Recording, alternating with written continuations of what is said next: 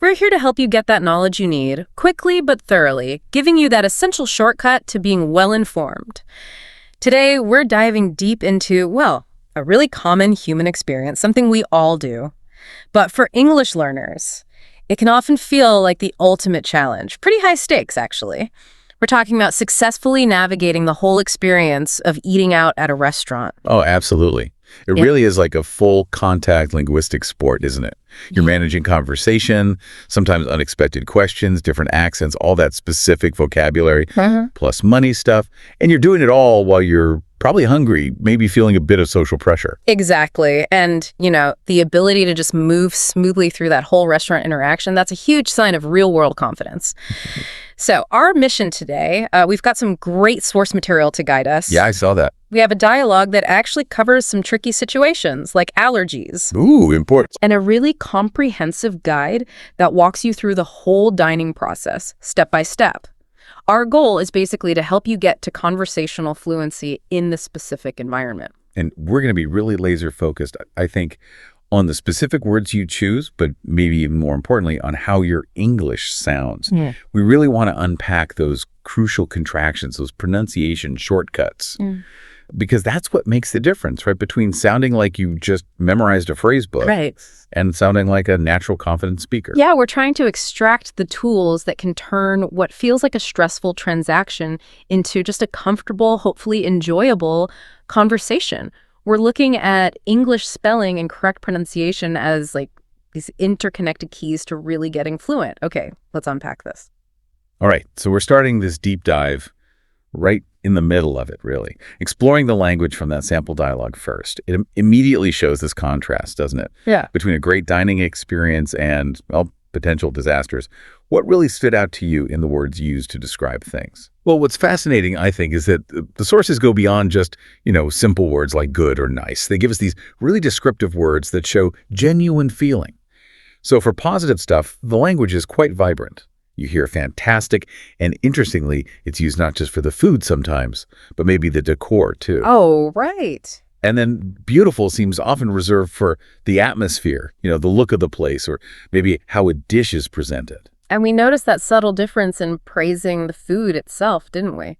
The sources pointed out that, yeah, delicious is totally correct, nothing wrong with it. Sure. But in just casual, everyday English, tasty is often, well, more common, more accessible, maybe? Exactly. Tasty is kind of a shortcut to sounding more natural. Delicious can sometimes feel a little, I don't know, a bit much, a bit formal maybe for just a quick check-in with the waiter. Yeah, I can see that. And if you sound natural, you sound more confident. Right. Yeah. And you're probably less likely to just freeze up when the server comes over and asks, "So, how is everything?" Good point. Okay, now let's get into the negative side. Yeah. Which is actually vital survival vocabulary. Yeah. We need to be really clear on the difference between food poisoning and being allergic. Yeah, super important distinction. Food poisoning, the material defines it very clearly. It's when you eat or drink something that's gone bad or wasn't prepared right, and it makes you sick. It's often about, general contamination, bacteria, that kind of thing. And the source material had that very memorable story. Yeah. Really drives the point home. The Moroccan orange juice story. Oh, yeah. Where it seemed like lovely fresh juice, but then it turned out the water used maybe to wash the glasses or even dilute it a bit was contaminated. And the result was, let's just say, a very quick and very unhappy bus ride experience. Right. It's a critical distinction, particularly if you're traveling. Food poisoning is often temporary, usually related to sanitation issues. But being allergic, that's completely different. That's a specific, sometimes life-threatening reaction your body has to a protein in certain foods. like seafood, nuts, milk.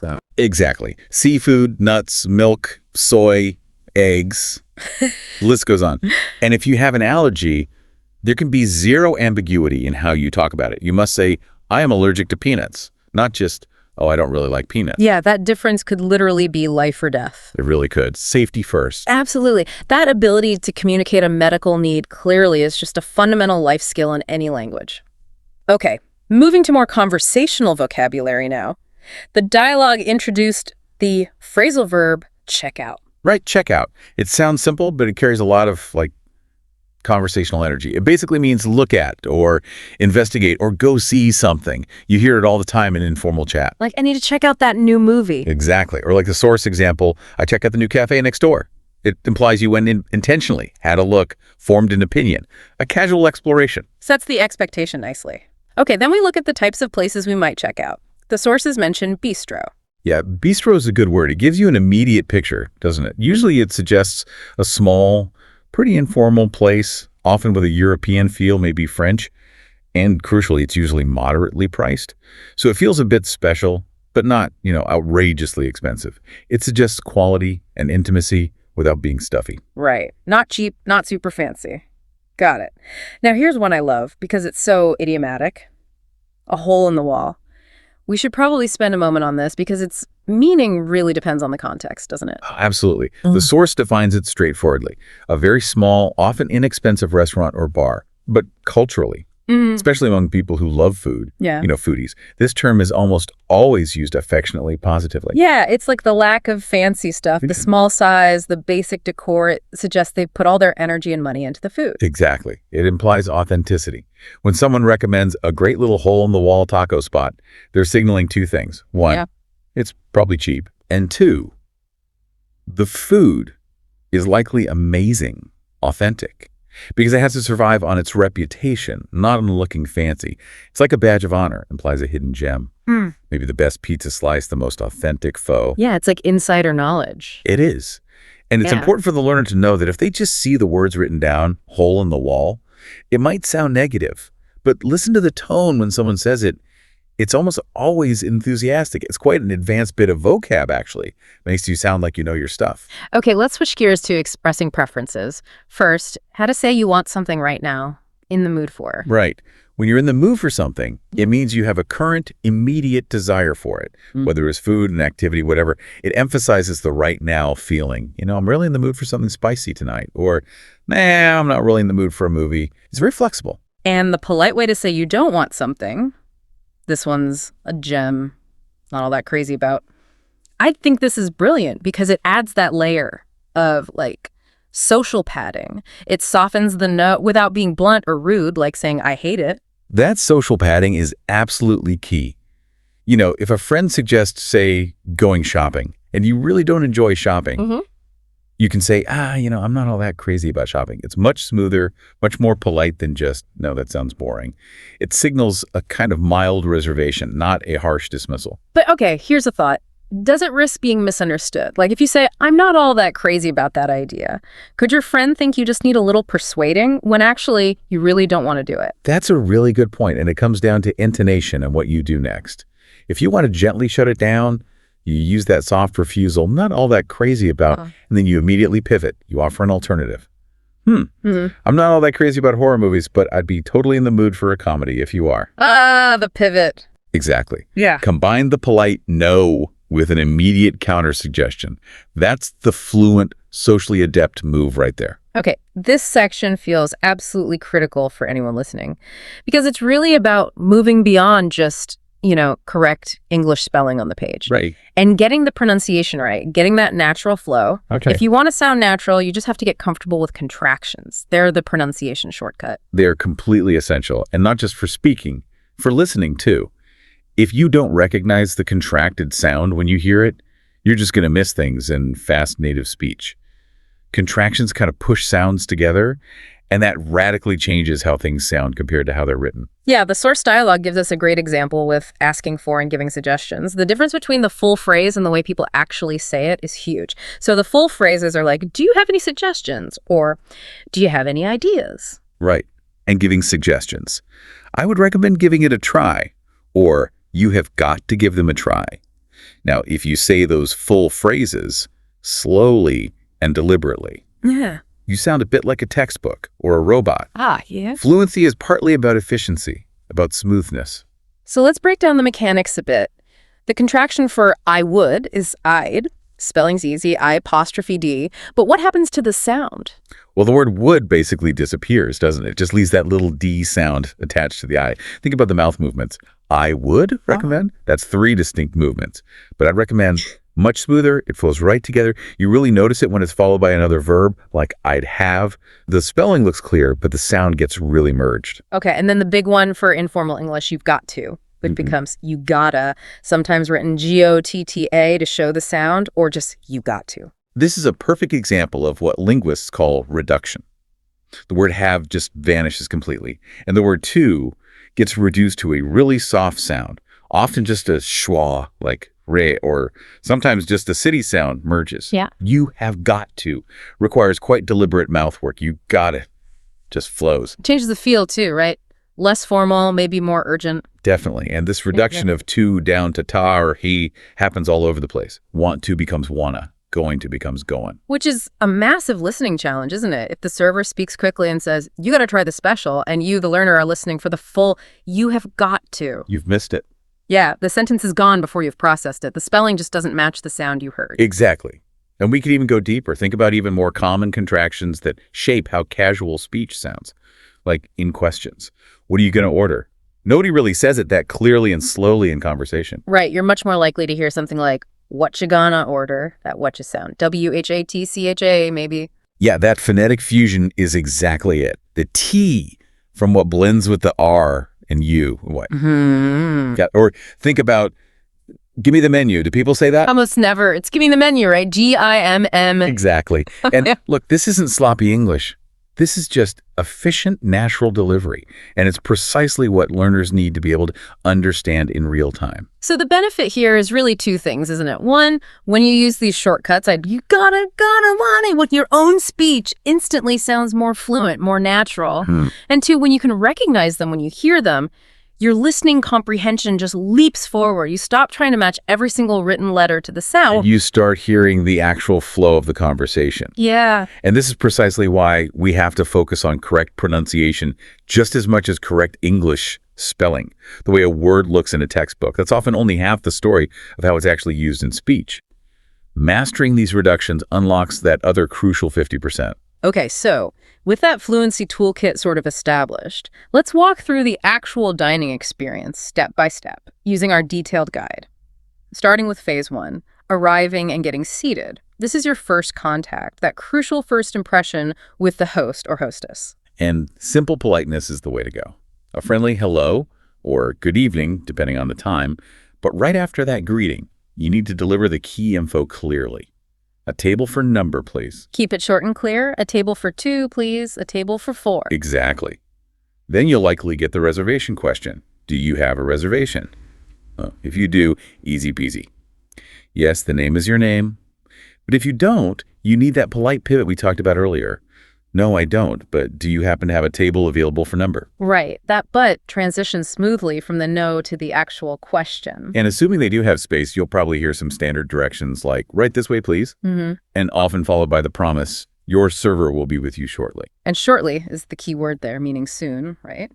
Sets the expectation. Yes, it means the waiter or waitress, your server, will be over soon, usually to introduce themselves, maybe take a drink order. Now, the sources also encourage making special requests politely at this stage because, maybe you want a specific kind of table. Absolutely. Don't be afraid to ask. You can try. Mm-hmm. Could we possibly sit by the window? Or if you're hoping for a quieter meal, is there a quiet table available, perhaps?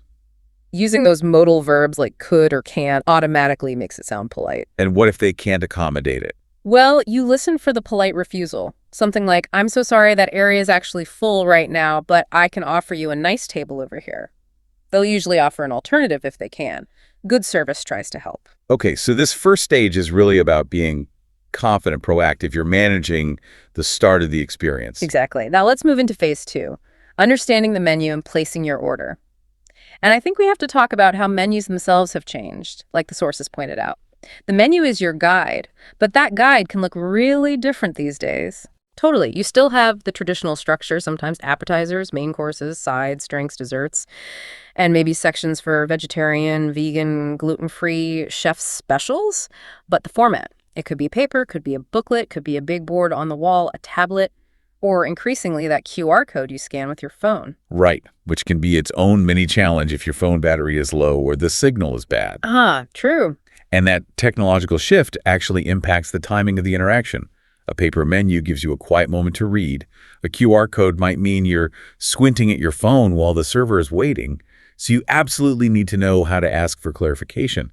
especially if a dish sounds complicated or uses unfamiliar terms. Yeah, menu language can be tricky. What exactly is braise? What does confit mean? Or au jus? If you're not sure, you need to ask specifically. Yeah, don't just vaguely point and say, what's this? Try something more direct. Excuse me, could you tell me what ingredients are in this dish? Or, to figure out the flavor, is this dish spicy or is it more savory? Using those specific words helps the server give you a useful answer quickly, avoids disappointment later. Makes sense. Okay, so you've deciphered the menu, made your choice. The server will eventually ask, are you ready to order? Or maybe, what can I get for you? And again, simplicity and politeness are your friends here. A clear, simple sentence, and always, always say, please, I'll have the chicken salad, please. Or, can I get the steak sandwich, please? Using I'll have is probably slightly more common and a bit quicker than I would like, but both are fine. And this is the crucial moment for customization or stating dietary needs, right? We talked about allergies being non-negotiable. Absolutely. For allergies, it's direct. I'm allergic to nuts. Does this contain nuts? For preferences, you soften it a bit. Could I possibly get the salad without onions, please? Or, I don't eat pork. Is there a chicken option for this? Being able to customize shows you're comfortable managing your needs in English. It's a big confidence boost. What if you're just not ready? Still deciding between two things? Just buy yourself some time politely. Could we have just another minute or two, please? Or, I just need a few more minutes, please. Servers appreciate that much more than you just umming and ahhing while they stand there. Okay, but the real listening test often comes right after your order, doesn't it? Those super fast follow-up questions from the server. Oh, no, yeah, the add-ons. Would you like fries or a salad with that? Soup rotted. What kind of dressing would you like? We have ranch, Italian, vinaigrette. They often rattle these off really quickly. Sometimes all run together. So if you miss it, you have to jump in politely. Don't just guess or stay silent. Use those key phrases we need to practice. Sorry, could you say that again, please? Or, I didn't quite catch that. Could you speak a little more slowly? Maybe even, sorry, what were the options again? Remember, most servers are used to dealing with people from all backgrounds. They usually prefer clarity over speed. Just ask. All right, so the order's in, the food arrives, probably with a simple, here you go, or enjoy your meal. To which you just give a nice thank you, maybe a smile. Good manners. Right. And then the conversation shifts into kind of maintenance mode, those little check-ins during the meal. These are great little moments for building confidence. Definitely. The server will often swing by and ask something like, is everything okay with your meal? Or maybe more directly, how's everything tasting? Or can I get you anything else right now? And your response is usually pretty straightforward, right? Either everything's great, thank you, or no, thank you, we're fine for now. Or if you do need something, that's your chance. Exactly. Yes, actually, could we get some extra napkins, please? Or could I get a refill on my water when you have a moment? Notice again, using could makes the request sound polite, even for simple things like water or napkins. Okay, now for the tricky part. Addressing problems. Something's wrong with the order or the food isn't quite right. Our source material really emphasized maintaining a calm, respectful tone. That seems critical. It's absolutely paramount. Even if you're annoyed, like your steak is well done when you asked for rare. Getting angry or accusatory just makes things worse. You can't just say, this is wrong, or you messed up my order. So how do you phrase it? You need that softening language again. Correct. You introduce the issue gently. Start with, excuse me. Then maybe, I believe there might have been a small mix-up with the order. Or, excuse me, I think this isn't quite what I ordered. Using phrases like I believe, or I think, or might have been, gives the server the benefit of the doubt. It frames it as a possible mistake, not an accusation. That makes them want to help fix it rather than get defensive. Okay, and what if the order is technically correct, but the food itself has an issue? Maybe it's cold or way too salty. The server asks, how is everything? The diplomatic tightrope walk. Honesty is usually best, but delivered gently. You could say, everything's good, thank you, although my soup is just a little bit cold, or the flavor's really nice, but I find it just a touch too salty for my taste. Using softeners like a little bit, just a touch, for my taste makes it sound like feedback, not a complaint. That makes sense. It's less confrontational. And let's not forget just the basic utility phrases that keep things running smoothly. Asking for things you need during the meal seems small, but it shows you're comfortable. Totally. Things like, could we get another fork, please? If someone drops theirs. Or if you're sharing, could we get an extra plate? Refills are common. Could I have some more water, please? Or is it possible to get another Coke? Practicing these small functional requests makes the whole experience feel less intimidating. You feel more in control because you can manage your environment using English. Which leads right into the bigger picture, doesn't it? Why are these little mid-meal interactions actually so important for learning? Well, if we connect this to the bigger picture, Mm-hmm. these exchanges aren't just about getting napkins or complaining about cold soup. They are real-world English in action. You're not just reciting grammar. You're engaging in social interaction, problem solving, managing a situation. Every time you practice being clear and polite, especially when something's not perfect, you build confidence.